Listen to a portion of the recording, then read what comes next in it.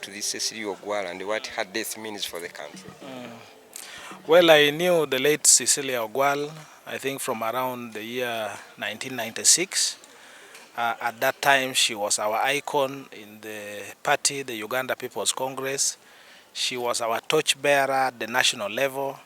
She was this strong, articulate, and very courageous woman who, at the time when the country was grappling with the need to return to multi-party democracy, leaders needed to emerge, and she was one of the leaders that God provided to this country to usher us into that period.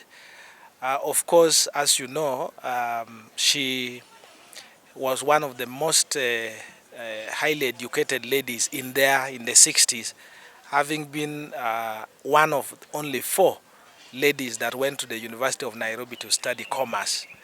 That time, commerce meant mathematics. And the late Cecilia Ogwal'S, throughout her secondary school education, she was the best in mathematics, and this has also been seen through her performance in Parliament. As young politicians, she accepted us, she nurtured us, she guided us, even where our temperatures were boiling. Like during the age limit debate, some of us, the temperatures were really high, but she sat us down and guided us on how to handle the situation in a way that would first save our lives, but also ensure that we last long enough to continue with the battles that she has been making. So her loss is first a very big surprise to us, because towards the end of the year we were with her and she appeared to be strong. So it came as a big shock to us. It will leave a big gap in her family. It will leave a big gap in her clan, in the entire Lao sub-region, and in the politics. Because at this moment, with the transition politics coming, we needed sober minds to guide the 2 competing platforms. The government would like to continue the way they are doing their things, but also the opposition would like to take power. So at some point, we had hope that her and a few other elders would pursue the national dialogue that we had started behind the scenes. So at this time, we can only come together as a nation to thank God for her life, but also put our ideas together to give her a decent, befitting send-off as a politician who has seen it all, who has lived it all, and she has been a glue holding different political views together. When did you know each other very well personally? I knew her very well personally. In fact, to the extent that if you watch closely in Parliament, she would bring her teacup and would drink from the same teacup when we sat in Parliament. And if she had anything that she needed to be pushed in Parliament, because she also trusted me a lot in terms of how we legislate, especially processing bills and analyzing budgets. So myself, with the Honorable Mwanga Chivumbi, with the Honorable Semuju Ngandas and the rest, we had like a small caucus whenever issues of loans have come, issues of budgets have come, and even how to process bills. So we were that close. In fact, when we were in Lira and the security forces assaulted us, we were together with her. It was myself, the late Gutomoy, and Angiro Gutomoy and Okoto Gong. So we moved together, we sat together, and she said, no, we cannot shy away from sensitizing our people, let's go. So we had that personal relationship. What was this about, this sensitization? No, first, you know, in the north, land is one of our key resources that is under threat. So the young people who are very casual with their lives have decided to exchange motorcycle pleasure with land. So yes, the border. So we needed to raise awareness around that. But at the same time, you know, the government has been attempting through different pieces of legislations and motions to alter the provisions in Article 26 of the Constitution. So we needed to go and mobilize the masses so that they are conscious, so that they don't fall into the trap. And in fact, when the president went to the radio station and spoke about his desire to amend the article, the public called in and said, no, sir, we are not going to allow that, because Cecilia has for a long time been leading that front of ensuring that people protect their lands, amongst others. So do you remember the last time you spoke, the two of you? The last time we spoke closely was when we were having a special sitting, eulogizing the late Honorable Joyce Mpanga in Parliament. Yes, she wanted to move a motion. Usually when she has an idea, she would either come to me or would go to Winfred Niwagaba as the legal brains to consult to see if her motion would fit. So she had written this motion that I beg to move an amendment to the motion for government to rename one of the public universities in the name of the Honorable Joyce Mpanga. So she was now ready, and she had consulted the speaker. The speaker had allowed her that she would move. So she came to me and said, before I move this, you are my legal dictionary and the brain. Can you look at this motion if it is okay? So when I looked at the motion, I told her, no, at that it is not okay. She said, what's the problem? I said, you are proposing to rename a public university. And these public universities are actually an act of parliament. We name them here. So this will not be possible.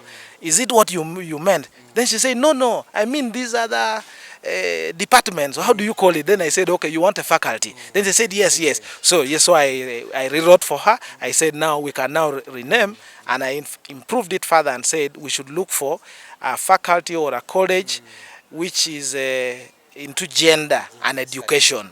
So the public universities have different names for them. I think Makere called them either College of Gender Studies or something like that. And eventually she moved that motion, and the House supported it fully. Yes. And after that, she says, now you can come and take the tea. So we even sat with her. She poured the tea and said, don't mind about the saliva. This is a blessing from your grandmother. I said, no problem. So I took it. So it really came as a surprise. That was in the chambers? Yes, inside the chambers. Usually inside the chamber behind the speaker where she sits. And she would usually call me because as a shadow minister, I sit also in front. So there are days when I've been delegated to act as the leader of the opposition. So she would say, now, Lop, as you are going to conclude, I need to give you these ideas. So she would give me ideas, and that's how close we are. And I'm really very sad to learn that she has passed without preparing us. Although at her advanced age, you would know that they are nearing where God provided for them, but we really thought she would be around. Had you ever seen her being sick or unwell at all until this came? Not really, but she was assaulted in Lira at a place called Adiel in 2017. And she even raised a case with the police court, and there was a conviction of the PSU, Police Standards Unit. Yes, there was a conviction. And after that, the only time I knew, because when she was assaulted, she was immediately admitted in a hospital facility in Lira. And then I think it came to the attention of government, and she came back, and from that process I knew that she actually went to India. She went to India from that. That sparked even going to India, that assault of 2017? Yes. So, related to what, sir? Yes. It was it was a rally for Tojikwatako against the age limit. She was a commissioner of parliament then, and she even came officially in that capacity. She had spoken to the Prime Minister then, the Right Honorable Rogunda.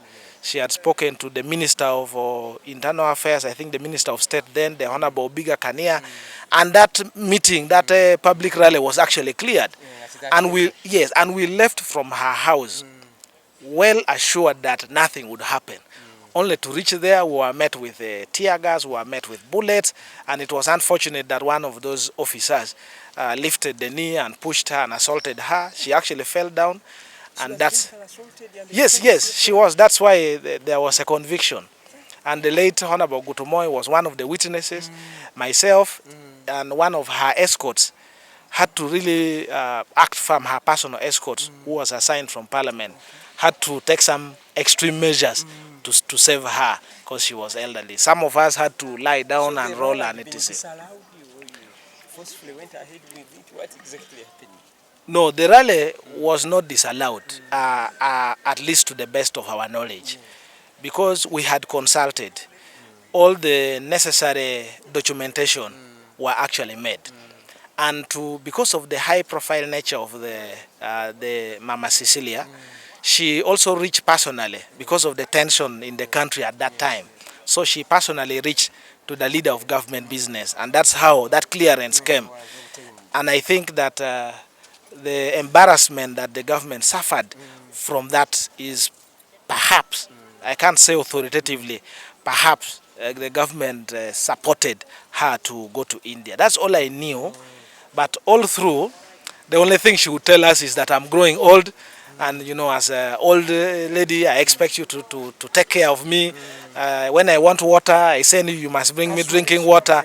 Yeah, but there was nothing distinctively that came to our knowledge that she was sick. Yeah. Thank you very much, Honorable. You're welcome.